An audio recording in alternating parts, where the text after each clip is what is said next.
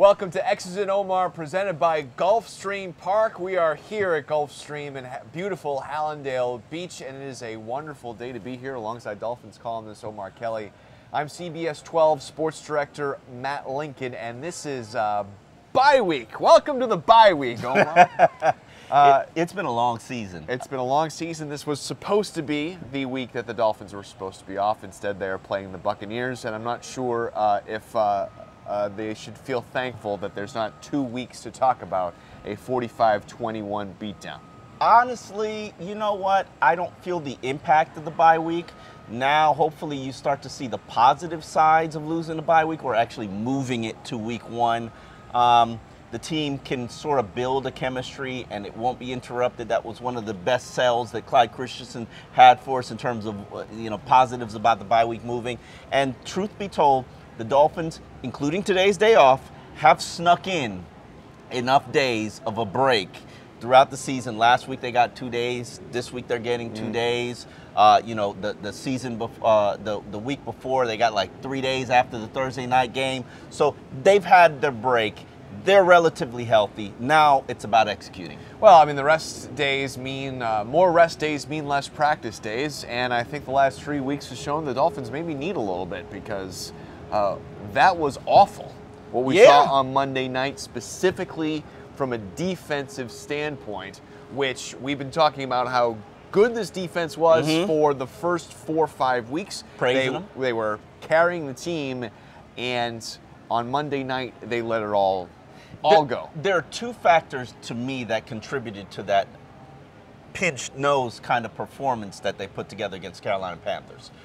One, Cam Newton is an extremely tough quarterback to defend against and match up. He's big, like he's 6'6", 250 pounds, athletic and runs. You saw that 85-yard scramble. He is an amazing player, an amazing athlete. The quarterback rating is down, but the production, the efficiency, the execution, how he opens up things for everybody else, like Christian McCaffrey, man, those are pretty impressive, and it makes them very difficult. You always have to have a spy on Cam Newton. That means instead of having 11 defenders defending 10 players on the field, 11 defenders defending 10 on the field. 11 defenders defending 11 on the field. They're really got 10 defenders defending 11 defenders on the field. It felt like more than that, though. Watching it live for a lot of Dolphins fans, I don't think there was a lot of thought of, wow, the Dolphins really just can't do anything against Cam Newton. It more felt like the Dolphins can't do anything. It felt like they quit. And defensively, it felt like, you know what, this game is over. We're not playing. There are two things that I've noticed in these blowout losses. One, the defense is emotionally just, I'm trying to clean it up. Okay. But they're jerks. Right. They take the tone of Ndamukong Suh. When things aren't going well, he's just going to be chippy and choke people and push people around. And it sort of permeates throughout the team. And the second thing is, when they're kind of getting blown out, it doesn't mean you're going to get their best effort, especially when the offense isn't giving you anything. And sure, the offense scored, I believe, 21 points. And for this offense, that's a step in the right direction. Right. Yeah, that's a positive. They didn't give you anything early. And the problem that the Miami Dolphins defense is having is by the time they get to the third and fourth quarter, they're gassed because their play ratio or play snaps have been extremely high because the offense has been inept. Right now, this Dolphins defense is built to really pin their ears back and rush the quarterback. In what game have you seen them have the opportunity to pin their ears back and rush the quarterback? Okay, I mean, that's true. But the Dolphins defense lost this game at the beginning of the third quarter. That was when this game was put out of hand. Okay. So we can talk about the fact that they were gassed in the fourth quarter, and that was fine, but the game was already out of hand by the time the fourth quarter came along. What is the deal with the Dolphins' issues coming out of halftime, specifically from a defensive perspective? That's a sixth touchdown that the opposing team has scored on the first drive of the second half, and they're just getting crushed when it comes to coming out of the gate there in the third quarter. You know what? You bringing up an element that I have not really thought about. I thought they played quite well from a defensive standpoint in halftime adjustments. Probably not the last game, but throughout the season, they took Jared Cook away from Oakland in the second half of the game. They make adjustments. To me, what you're seeing is a little bit of a rundown on the defense because of the injuries. Sure. The William Hayes, the Andre Branch. Nobody in this world can tell me Kiko Alonso's completely healthy. There's a guy who's had injury histories in his entire career, right. And all of a sudden his play has taken a slight dip.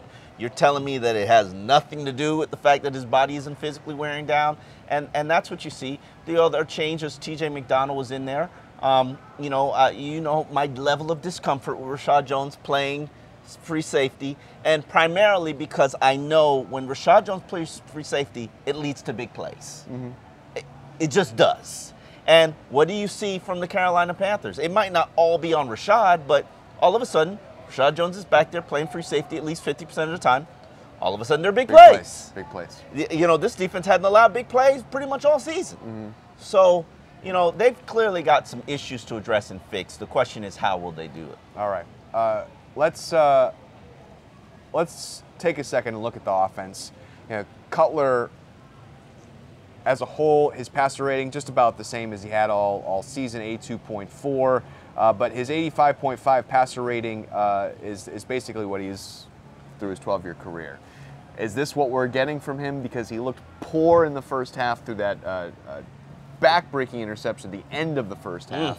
But the Dolphins put up 21 points. Is this what we should expect from Cutler? I think he's about an 85 rated quarterback. Right now his quarterback rating is 86.7, which is pretty much you're getting the quarterback that you should expect. Throughout his career with the Bears, in this one season with Adam Gase, Gase made him more conservative, made him take care of the football better. I think you're seeing that right now in terms of, he's thrown 12 touchdowns, only 6 interceptions. That's a good interception to turnover ratio. Right now he's being sacked less, so I think the priority is protection. But we're not seeing the downfield Cutler. We're not seeing the big play Cutler. Have we seen Kenny Stills catch one?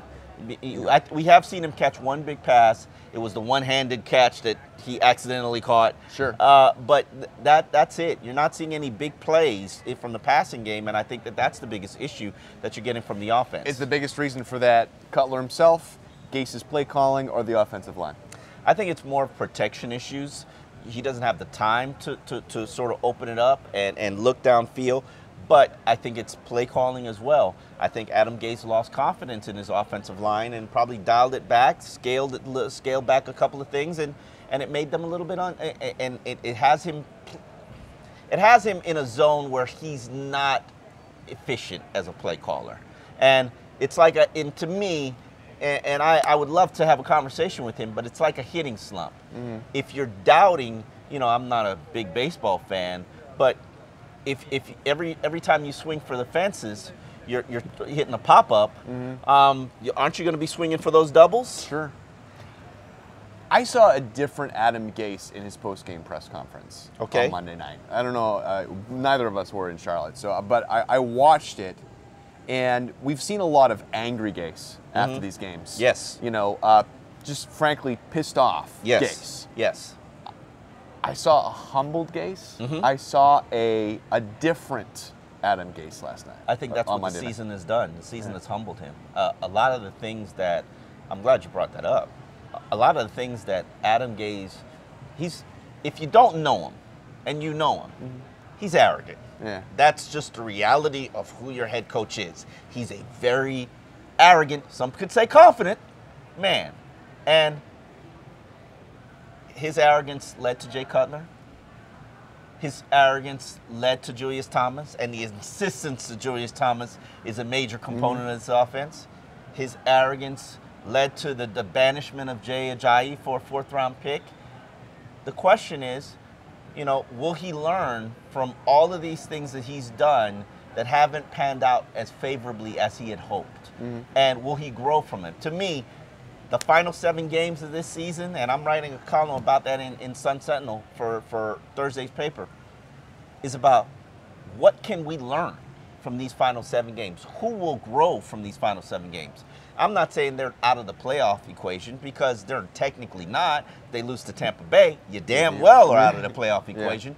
But what is being gained? What is being learned? Are we figuring out this safety situation? Are we figuring out if Xavier Howard or Cordrea Tankersley can be those two bookend boundary corners? Are we figuring out if this defensive line is aged? Are we figuring out that we have to rebuild the entire offensive line? Or can J.C. Davis be a starter? Is Ted Larson a guy that can be reliable? What are we figuring out about this team? And Adam Gase has to figure out that, hey, I don't know everything. Hey, everything that I have advocated for hasn't worked, so maybe I'm not going to be as pushy about things that I believe in or players that I want. The Damian Williams situation. You know, Damian Williams is right now averaging 3.4 yards per well, actually, no, I'm sorry. Damian Williams is averaging 2.3 yards per carry. And here we have Kenyon Drake, who's averaging 6.8 yards per carry. But who's your starter? Damian Williams. We got to figure this out. But Damian is the personification of who Adam Gase is and who he wants as a player. So, yes, he's going to invest in Damian Williams, who's a free agent. But Kenyon Drake, boy, you get a few carries, you produce 2 big plays in 2 games, you should play more. You should play more. All right, let's take some of your questions. We've certainly done enough of ours. This one's from Nick. Why does the cover 2 defense seem so vulnerable against Carolina's passing game? Is it due to the way the passing game has shifted or the way the safety has to shadow the QBs? You know what? I don't think I properly explained it earlier in the show.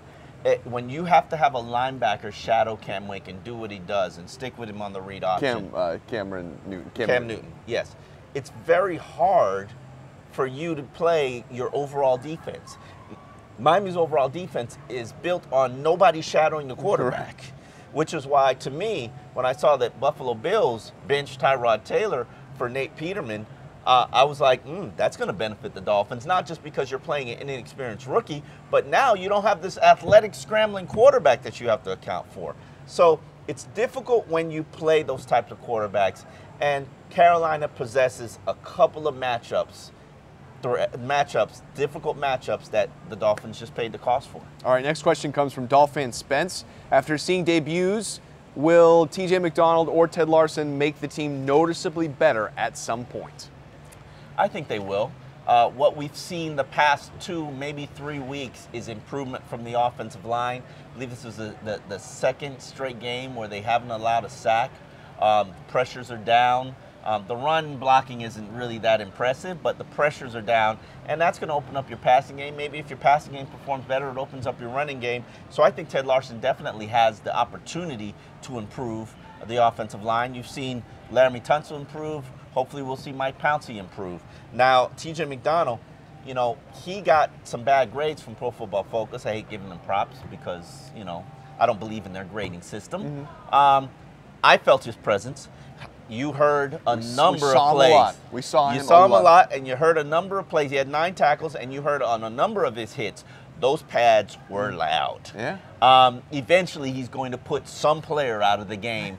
You just technically hope it's the right player. The key to me is, can those two get comfortable and help their unit? The secondary has been playing poorly all season. You know, opposing quarterbacks have 104.8 quarterback rating. That's top 5 in the NFL. You clearly have to improve on that. And as we know, the offensive line has been tragically bad. They're not tragically bad right now.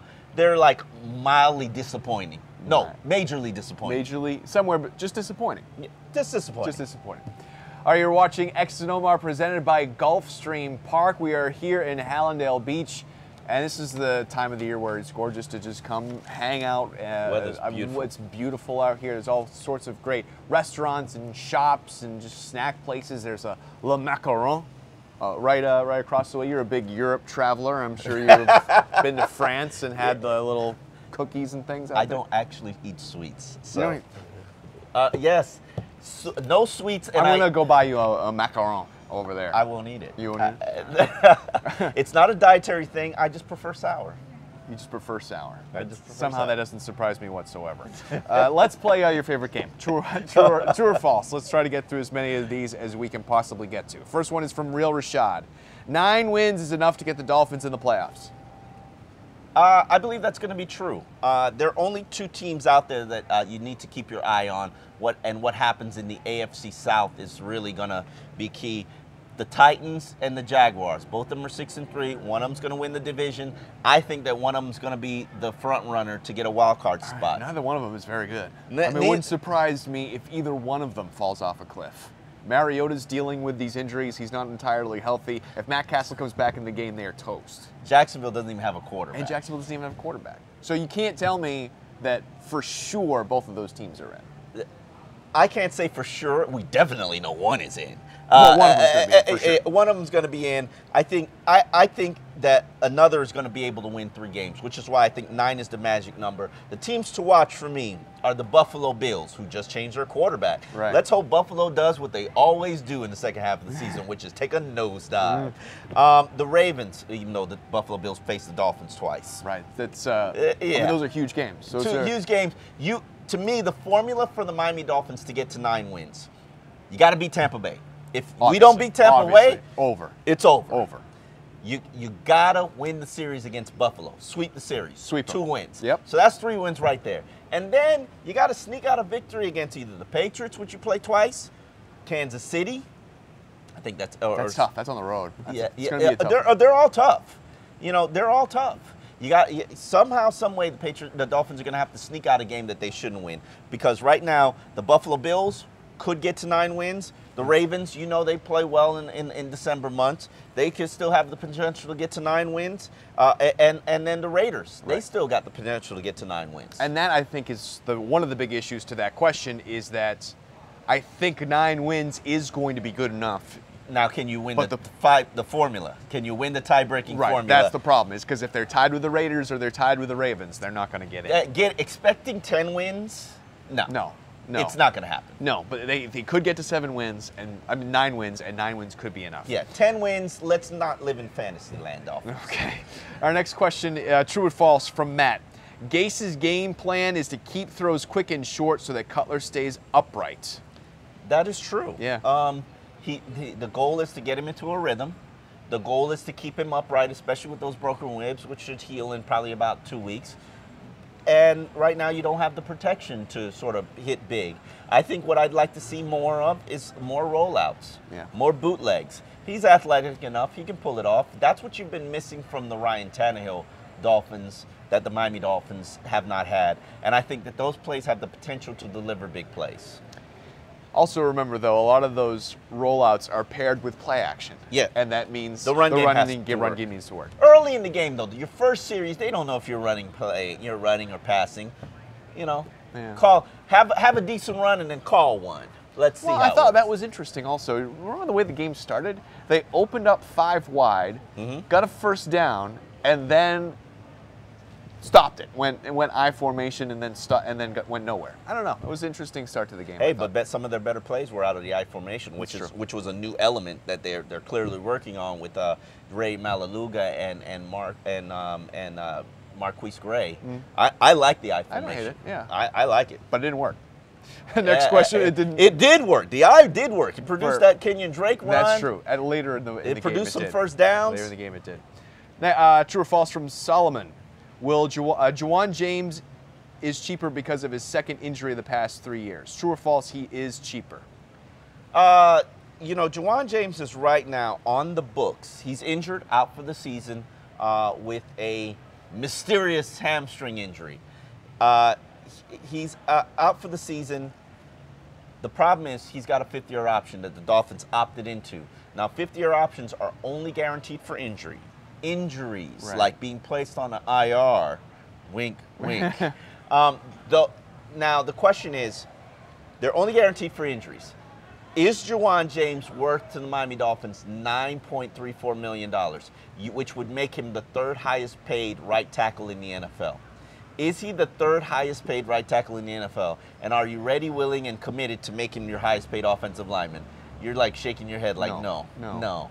So, yes, I think that the injury makes him cheaper. The fact he hasn't finished the season, he's missed 2 of the 4 seasons that he's played.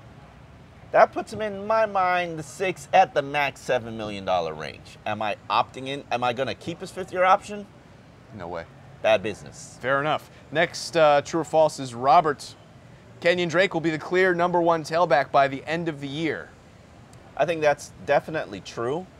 Just from this standpoint, Damian Williams is a free agent. He'll probably be brought back, continue to serve in his role as a third down back, but he's a free agent. How much are you going to pay for Damian Williams? Kenyon Drake, young, talented, upside. When you traded Jay Ajayi, it was about investing in the young players. Yeah, Damian Williams is still young, but he's an unrestricted free agent next year.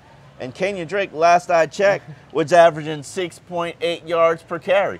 If he had more than 50 carries, he'd probably qualify for the league lead in yards per attempt. Sure. But he's only carried the ball 26 times. True or false, Kenyon Drake will be the starting running back week 1 next season?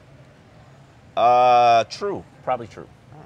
I think they'll be drafting a back, but I don't think that back will know or understand the offense well enough to be the immediate starter, unless he's probably a first-round pick. All right.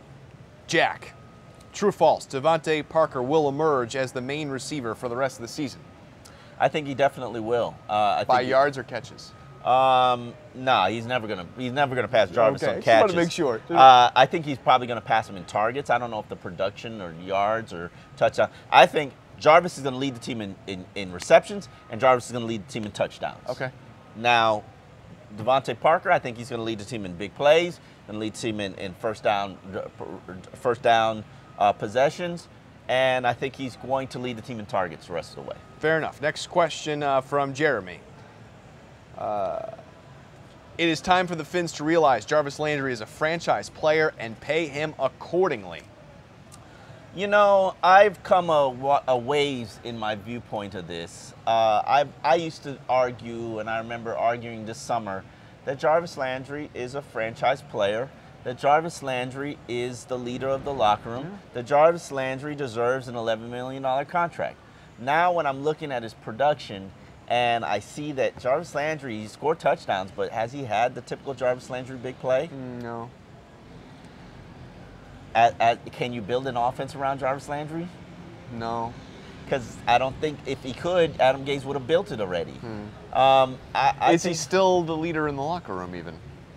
Kenyon Drake is the leader of that receiving core. Kenyon Drake is? I'm sorry. Kenny Stills. Kenny Stills. I'm sorry.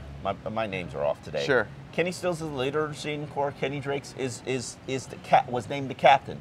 And it makes me wonder, why was Kenyon Drake voted a captain Kenny Stills voted a captain by his team? I wish I'd get the name straight, but yeah. That's all right. I think we know why. True or false from Rick.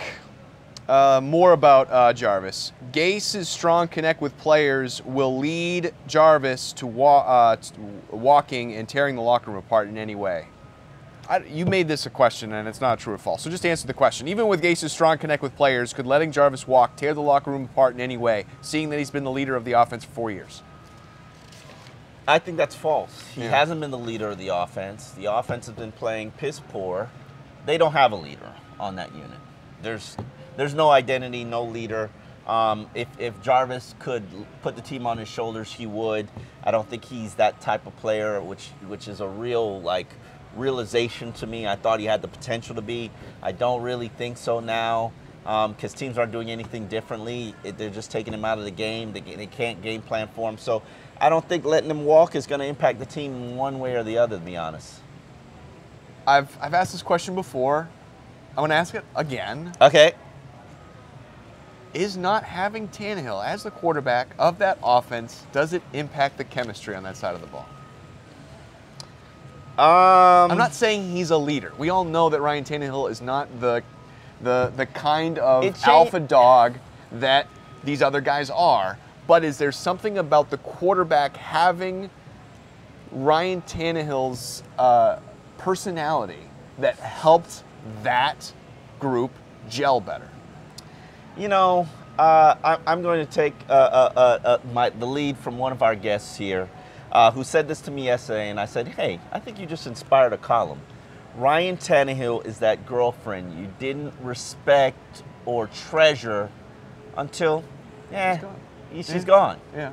You didn't see her value, or you didn't appreciate all the things that she's done until she's gone.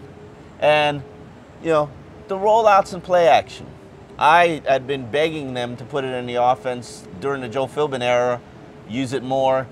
Adam Gase evolved into it because he didn't initially use it, and it sort of opened up the offense and made it come alive. It's not there this year. It's not there. And yes, I miss Ryan Tannehill. That's right, people. I said it. I miss Ryan Tannehill. All right. I didn't want to marry him. But he did great laundry and he cooked a good meal. Wow. Wow. Wow. I'm just saying. Well, we're going to get him back next year, it looks like. So a little bit longer still to wait. Welcome to X's and Omar, presented by Gulfstream Park. Thank you so much for watching. Now let's talk about this Tampa Bay game. Both teams, I would say, the Dolphins and the Buccaneers, wish that this was Week 1 and could somehow go back and sort of start this whole season over. Jameis Winston not going to play. Our good old friend Ryan Fitzpatrick is back up there for the Tampa Bay Buccaneers. 7-7 record against the Dolphins. What does this mean, not having Winston there for the Bucs? I think it means that this is definitely a winnable game. Ryan Fitzpatrick, his balls float. Yeah. So I'm jumping everything on the boundaries because I have an opportunity to get an interception.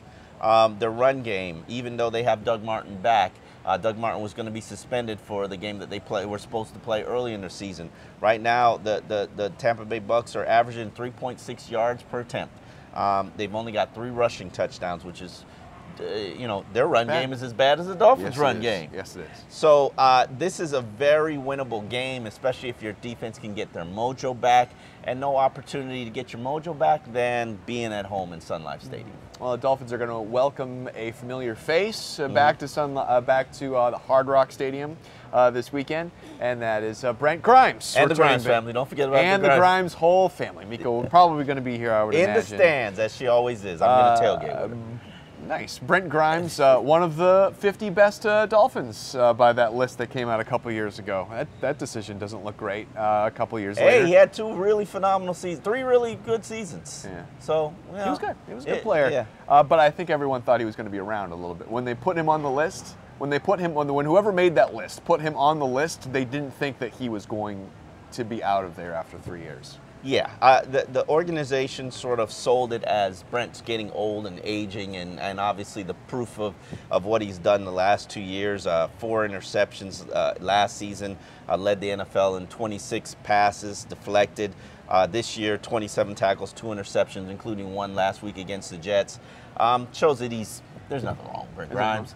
He didn't want to be here. That's just the reality of it. Miko made sure it happened. The release happened. Dolphins were trying to shake him down to take a pay cut. They were like, no, we'd like to be cut, please. Yeah. The problem is, did you get better as a secondary? You brought in Byron Maxwell to replace Brent Grimes. How did that pan out for you? That did not work out. He signed with the Seattle Seahawks, though. So we'll see if it was system scheme or, if he's comfortable again. There was nothing wrong with Byron Maxwell. Luckily, somebody picked up his salary, probably going to pay him $1 million for the rest of the year. So it's $1 less million that the thank Dolphins. Goodness. Thank goodness. Yeah. What a smart move that was. Now that they're going to save $1 million. Yeah. So it'll be interesting to see how this is a revenge game because Brent's got something personal against the Dolphins, and will Jay Cutler target him? I doubt that. I don't think it's a real smart approach to target Brent Grimes. No, I wouldn't say so either. Okay, next question comes from Corey. What makes New England so great, I think, is their ability to use multiple game plans each week. How can the current Dolphins get there? One, I think it's very unhealthy to compare any team to the New England Patriots. It's not just the Miami Dolphins. I don't think you can compare the Seattle Seahawks or the Pittsburgh Steelers to New England. Tom Brady and Bill Belichick have been together for 14 years. Yeah. Tom Brady is the greatest quarterback of all time. He's been in the same offense for 14 years. When you have that kind of comfort and familiarity, you could change the pieces. You could rebuild your offensive line. Doesn't matter. Doesn't matter. And look at what the Patriots are able to do. Last I checked, Martellus Bennett was a pretty good player, right? Yeah. Green Bay cuts him last week. says he's injured, he lied about his injuries, and we don't want him around. Probably Martell's didn't want to be part of Green Bay anymore. Right. And the Patriots pick him up and pick up his salary for nothing. Yeah. And start him the next week, and he makes an impact. Right, 40 yards receiving, for sure. The Patriots, they just keep being the Patriots. And unfortunately, they can make bold moves or risky decisions. They traded for a guy this offseason, cut him before the season started. We don't like him. We don't like him. And he's starting for the Jets now. You know, comparing yourself against the Patriots is very unhealthy, but the Patriots are able to do what they do because they've been doing the same thing for 14 years. And they've got everybody on that same page. On that same page. All the way up the middle. And it's about guys that fit that system or fit that role in terms of, you know, when they looked at Damian Williams, they said, you know what? We need a third down back. We could go out there and get Damian Williams. He's a pretty good third down back. That's how they shop. They say, you know what? We need an inline blocking tight end. Oh, Green Bay just cut one. Let's go get that one. And they have specific guys doing specific jobs, and they do their jobs well, and it looks magnificent. I thought they were vulnerable earlier in the season. Man, they're hitting their stride. They're just right back to where they usually are. Next question comes from Aeon. At this mid-season point, let's look ahead a little bit. Who is the most important players to re-sign that are currently on the roster? Well, you got a couple of free agents. Two of them happen to be quarterbacks, and Jay Cutler and Matt Moore.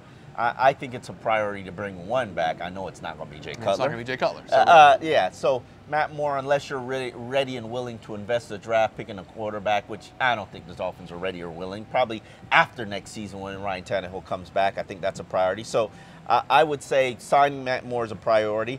Jawan James, we've already discussed this on this show. That fifth-year option for $9.34 million. That's a pretty expensive fifth-year option. You'd make him the third highest paid offensive lineman. So I'm not using that fifth-year option. So, but would you sign him to a longer-term deal? I would definitely sign him look to sign him to a multi-year deal, probably in the $6 million range. If he finds better elsewhere, nice knowing you. Right. I'll invest in Jesse Davis or a draft pick that I could start at right tackle. Julius Thomas, he is not a free agent, but he is on the books for $6.6 million based on the production that he's giving you right now. Is Julius Thomas worth $6.6 million? No, I don't think so. Okay, so. And does he think he could get more than that somewhere else? No. Maybe I offer to bring him back at probably the $3 million range, but $6.6 million? No, sir. No. And then you got some offensive players like Jermon Bushrod, Anthony Fasano, Damian Williams. Those guys are free agents. You know, certainly losing Michael Thomas is going to challenge your special teams unit just because he's the special teams captain. He plays on every special teams unit. He's a reliable backup safety. To me, re-signing him is a priority because I don't want to weaken special teams, which hasn't been great this season, but they've at least been reliable. And then Damian Williams, you know, he's going to be out there as a third down back. How much is that worth? Right now he's getting paid $1.8 million this year. I think $2 million is about around what I pay Damian Williams a season. Sign him to a multi-year deal. Yeah. Okay, and our last question. So it's a great thought to have from the Dolphins end zone. Dolphins will undergo a full-blown rebuild within the next 2 years. First off, what is a full-blown rebuild? I think a full-blown rebuild in regards, it deals with the roster. A reboot means everybody got to go. Okay. In my mind, that's at least how I define it. So true or false, they'll go through a reboot. Let's do that question first. Reboot, no. So I think Tannenbaum, Greer, Gase, still around. Still around. While Mike Tannenbaum, because of circumstances and situations like signing Ray Malaluga and having to go sign Jay Cutler, you don't have any cap space carryover, zero, which is they got like $800,000 to carry over, which is not very good and not typical Dolphins way. That makes me uncomfortable, but I think that they'll get back to what they usually are, which is have $10 million in reserve cap carryover that you flip over to the next year. So next year, based on what the projections, Dolphins have $16 million to work with before they purge the roster by cutting players. To me, that's not. I'm not going to invest in free agents. I'm going to be smart in the transactions that I sign, and I'm going to add a couple of players in the draft. So I think that this is in the position of a rebuild and a slow rebuild. It's not a go out there and go get free agents to patch up this team. kind of offseason that we're looking at. So are they rebuilding? Yes, probably in the next 2 years. But can you invest in what you've got and double down on free agents and make this team a playoff contender? No. Probably not. Okay, we got a game this weekend. No bye for us. What do you think? Bucs and Dolphins. By the way, you're 6-3 in picks this year. Excellent. I'm 1 game back. I'm 5-4. So I need to keep my lead then, baby. Right. I'm actually going to be picking the Dolphins. I really do believe that this is a better offense at home, even though Tampa Bay's playing quite well defensively. I think that the Dolphins are continuing to hit their stride, and hopefully we're getting to the points where we can score 24 points. Home field advantage is going to be key for me. The Dolphins are a more desperate team, in my opinion, so I'm going to go with the Dolphins, a 24-17 victory over the Tampa Bay Buccaneers. All right. I am going to take a blowout Dolphins win. I think Fitzy coming to town, I think, is a great thing for this defense. I think that the Dolphins are going to look the best that they have Blowout? all year. Blowout. Yeah, I'm going to take a 28-10 Dolphins win. You have confidence the Dolphins score 28 points? I do. I have confidence. I have confidence that there will be 1 pick six in the game and that there'll be 3 touchdowns by the offense. That is what I have confidence in. All right, excellent. All right. Thanks so much for watching X's and Omar. Remember, you can just listen to us by downloading the X's and Omar podcasts wherever you listen to podcasts. And we'll be back right here next week, next Wednesday at Gulfstream Park. Thank you so much for watching. If you've been watching us live, send us your questions right now. Pulling using them the up hashtag right now. XOMAR and Pulling hang on them tight. up right now. We're going to do overtime right now.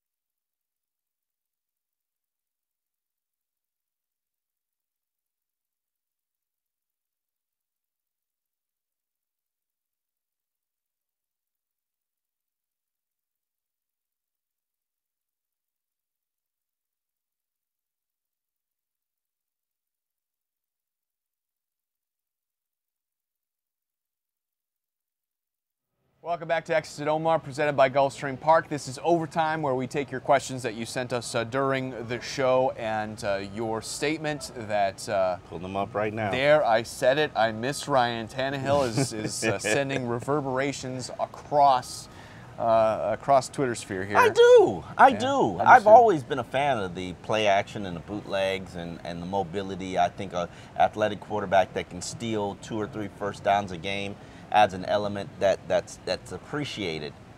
It's missing. Mm-hmm. That means Ryan Tannehill is missing. Yeah.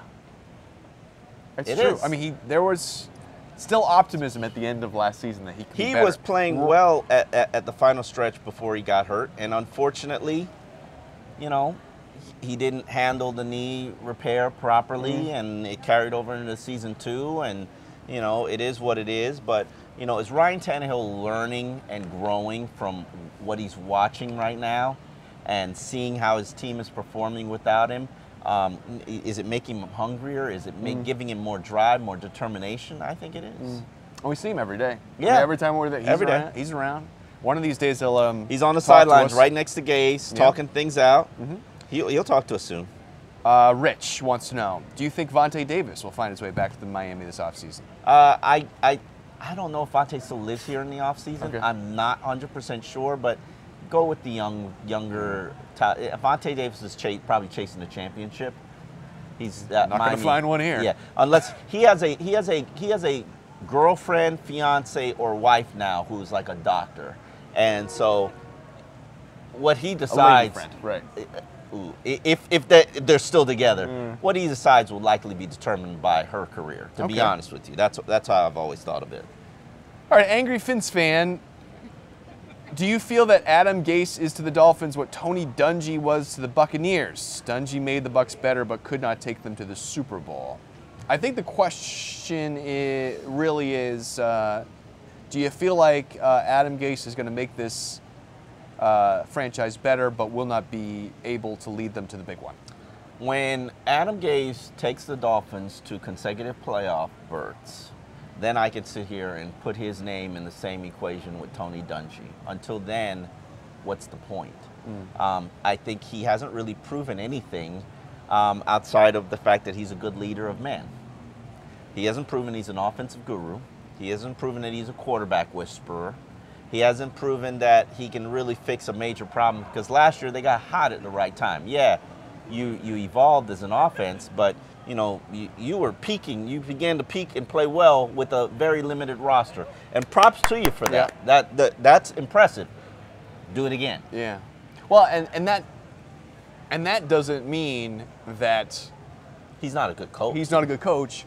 Or it just means that the guy needs some time. Yeah. It needs to happen. And you had a great tweet from since the game about where there are people out there calling that Adam Gase needs to be fired yes. at the end of this year. Yes. And what you've said is that this is not the type of situations that you've seen from covering this team where guys needed to be fired. And I'm actually writing a column about that in the Sun Sentinel from that tweet, inspired by that tweet. Like, you have been to the abyss, Dolphin fans. You have seen it.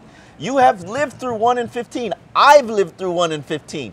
You have seen a team quit on its coach in Joe Philbin. They didn't even make it through a month of the season before the players checked out. Sure. And then they needed Jan Campbell to right. inject them with some excitement and energy until that fizzled. Like, this is not the same situation. Like, you've seen a head coach in Tony Soprano in over his head. And then management, you've seen management working against the head coach. You've seen dysfunction. We have seen dysfunction for a decade of dysfunction. This is bad. It's not panic, it's bad. But it's not dysfunction. It's not dysfunction. Next, and I agree with that, by the way. You've realized that a lot of the things, the foundations that you're building on might be faulty. Sure. Reinforce those foundations before you continue to build. All right. Before your whole structure just falls apart.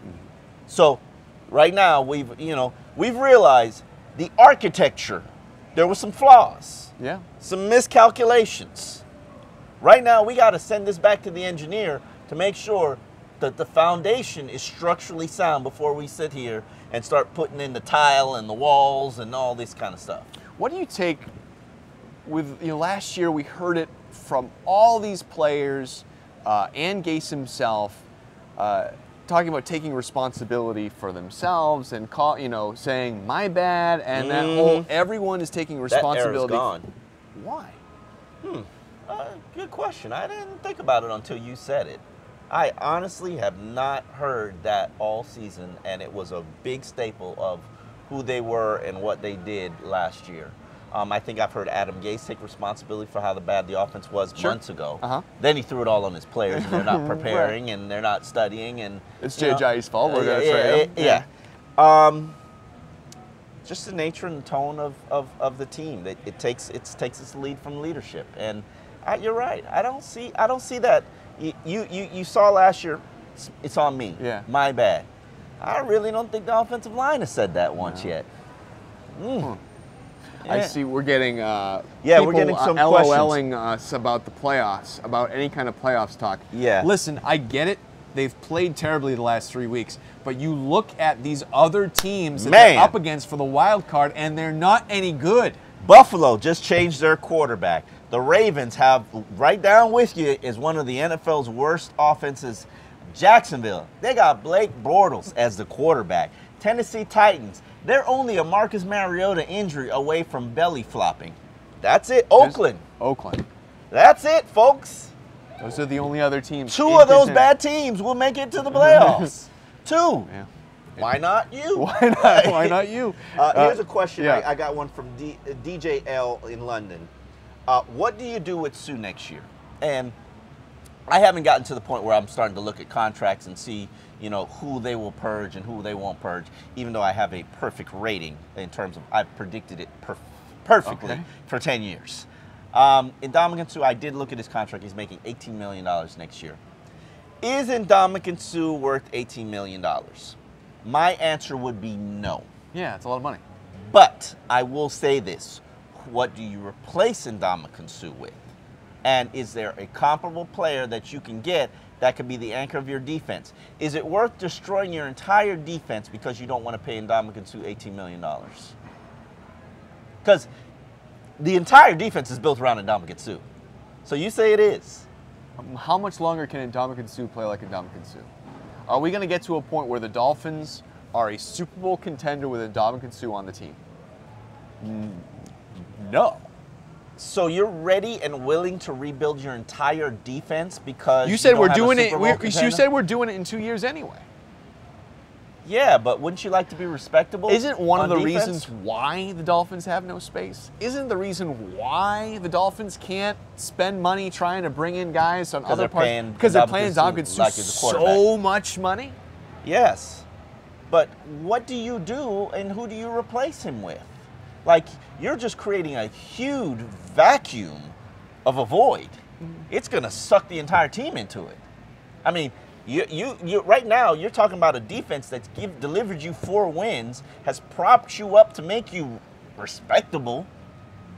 Take away Ndamukong Suh. You don't have a respectable offense and you don't have a respectable defense. Are you I'm willing? not going to debate that. Are you willing to throw this team into the abyss to be cheap?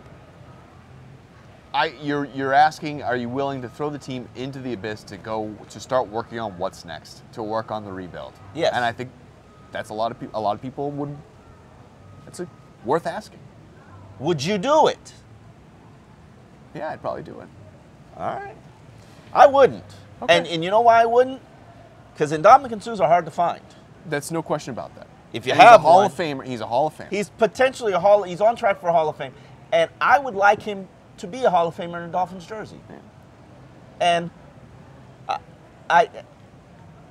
why would I chance that? If I have a Hall of Famer on my team, even though I'm paying him like a quarterback, I have a Hall of Famer on my team. You do. Why would I chance losing him and the impact that he makes on my defense because I don't want to pay him an extra $4 million? Like, you just paid Byron Maxwell $5 million to go away. It's not, well, the question you're asking is, I'm just saying I want to be free. I don't want to be paying Ndamukong Suh forever. Free. I don't want to be paying Ndamukong Suh forever. But next year maybe you could restructure. Maybe it's more favorable to restructure. Maybe he takes it in. I don't know. I don't know. I mean, I'm not saying the Dolphins need to cut Ndamukong Suh. It is an interesting debate. One I know that the front office will have next year. It is. What's better? All that money for one guy or all that money for 5 guys? Interesting discussion. Interesting discussion. Be interesting to see how they go with that. Joe wants to know, do you think the Dolphins move on from Pouncey and draft a center this upcoming season? That's another one. $8 million to Mike Pouncey. Is Mike Pouncey worth $8 million? Not based on the performance of the offensive line this season, but am I ready and willing to gut my best, to release my best player on my worst unit? Because I don't want to pay him $8 million. Don't I have to have something to build around? Yeah. We already said we're going to cut Juwan James. Yeah. You got mystery meat at right guard. You got mystery meat at left guard. You got Laramie Tunsil having a mediocre season. Let's be real, it's mediocre. Yeah. Am I going to cut that? I agree with you on that one. Like, here's my thing about the Dolphins. If you're going to purge your roster to get $40 million, are you going to spend that $40 million? And if you're going to spend that $40 million, what are you going to spend it on? Have a plan. Right. And I haven't looked at the free agent class, but I'm not comfortable going out and spending free agent money on the this money team. is going to go somewhere. Would you rather have it go to Mike Pouncey or have it go to someone else? I guess that's the question. Yeah. I want to take one more because D has sent me a couple here, so let me get his best ones. third late first half interception by Cutler this season. Should Gase really trust Cutler in those situations unless he has no choice? Cutler's being paid $10 million. Yeah, I had no problems with them going for 3 timeouts. You had 50 seconds. That's plenty of time to get into field goal range. I had no problem with them being aggressive. I had no problem with it. He started scrambling to his left. Clearly, he's going to throw to the left side of the field. Luke Kuechly is an amazing player, and he made an amazing play. It happens. You know, if you play, what's your alternative? You know, if you play Matt Moore, he's going to throw interceptions. Sure. Okay. Options. You can't just say, nah, we're just going to pack it in and just. Jay Cutler is more conservative with the ball than Matt Moore. If you want a conservative offense, which the Dolphins clearly do, go with Jay Cutler. I mean, and I feel like they need to take Jay Cutler off his leash. Mm-hmm. So does John Gruden. Man. I don't even respect what John Gruden says. He was pretty harsh on that offense. From the peanut bad. gallery. It was bad. From the peanut gallery, what do we got? Do you think some of Gase's stubbornness or ego this year, last year he seemed to push the right buttons, this year not so much, has that been a detriment to the team this year? Has Adam Gase's ego been a detriment to the team this year? I don't think so. While I am quick to point out that he's very egotistical and he's not as stubborn as other coaches that I've No, because certainly there's one thing that we've learned is that he will change. I mean, he will change. You know, we saw that last year. He just said flip and flipped and flopped and changed and not things. just that, but we've recommended things, and not that he pays attention or listens to the show. I know he does. But we've recommended things like the use of Marquise Gray or the demotion of Julius Thomas, hate to pick on tight end, or, hey, Jesse Davis should be playing. That have panned out. That they've done the very same week. So I don't think he's stubborn. I think what's happening right now is he's trying to prove that I was right. Yeah. And the focus is proving that I was right. And as long as the playoff picture is still in the equation, as long as 9 wins are still in the equation, he still has a chance to prove he's right. Fair enough. All right, thank you so much for watching X's and Omar Overtime, presented by Gulfstream Park. Come on and join us live here next week. It's gorgeous weather out here to be sitting out here at Gulfstream Park in Hallandale Beach. Thanks for watching.